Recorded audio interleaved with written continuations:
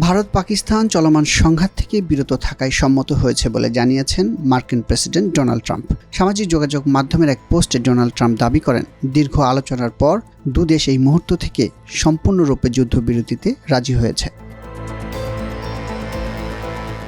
ট্রাম্পের পোস্টের পর ভারতের পররাষ্ট্র মন্ত্রণালয়ের পক্ষ থেকে জানানো হয়েছে, 10 মে বেলা 3:35 থেকে দুপক্ষই আকাশ, জল এবং স্থলপথে সম্পূর্ণরূপে যুদ্ধবিরতিতে সম্মত হয়েছে।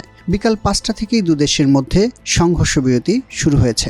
সন্ধ্যা 6টায় এক সংবাদ সম্মেলনে সংঘর্ষ বিরতির কথা জানান ভারতের পররাষ্ট্র সচিব বিক্রম মিশ্রি। একই সঙ্গে তিনি আরও জানান, ভারতের অভ্যন্তরে যে কোনো ধরনের জঙ্গি হামলাকে যুদ্ধ হিসেবেই দেখবে Bharat. Director General of Military Operations of Pakistan called the Director General of Military Operations of India at 15:35 hours earlier this afternoon. It was agreed between them that both sides would stop all firing and military action on land and in the air and sea with effect from 1700 hours Indian Standard Time today. Instructions have been given on both sides to give effect to this understanding.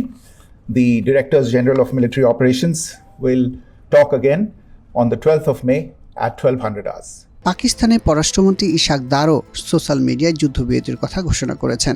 যুদ্ধবিরতি ঘোষণার পরই ভারতীয় বিমানের জন্য আকাশসীমা খুলে দিল পাকিস্তান।